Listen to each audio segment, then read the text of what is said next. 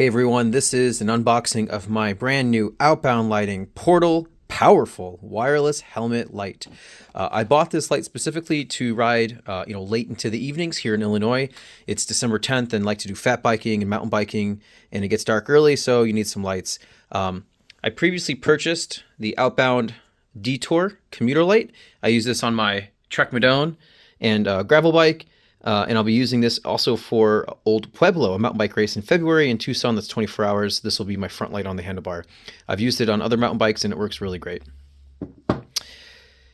Here's the box. It's a really nice box. I've already opened it. I'm not going to try to do it one-handed. It gives you all the different run times. Super nifty.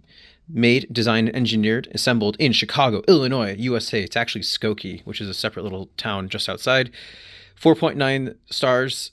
They're amazing. Their customer service made in America is worth alone. No tariffs. Thank you for the stupid, current political climate, all the tariffs. Here's the different stats and statistics about the helmet and what's included. When you open the box, there's a sticker on top and there's a thank you for your support. Thank you. Happy face. And also there is a manual. The manual is very helpful. How to feed your light, how to care for it, random different safety, everything else. And then a variety of things. How to charge it, how to mount it, how to install it, how to use it, and finally, different modes for pass-through charging, battery remaining, and the status light. So here is then the cardboard box that held it in place. And here is what your Portal Outbound light looks like. I didn't realize this, but it actually includes the wide action camera mount. That's super helpful because I have a POC helmet, and this would not have worked. The regular base would not have worked, but they do include both, which is super awesome. So I'll be installing this one on my POC helmet. I got this during the Black Friday sale. Usually these are like $185, and I got it for a little bit of a discount. Here is the USB-A to USB-C charging cable. What's interesting is when I bought the Detour, it actually came with Type-C to Type-C, which is a little bit different, and I don't know why these are different. In fact, that cable is on my little Mac Mini right here, Type-C to Type-C. And then finally we get to the Outbound Lighting Portal. This is their new headlamp, and here's what it looks like.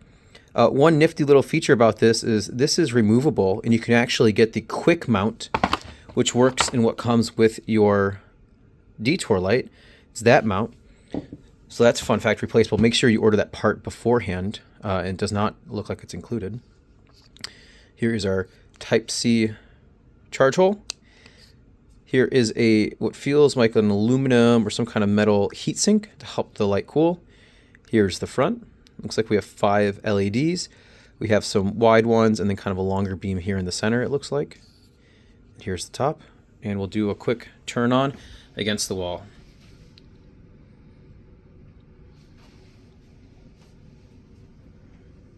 So up close we can see the beam is kind of spread out wide as well as nice and direct, and as we pull away, has a really nice beam pattern.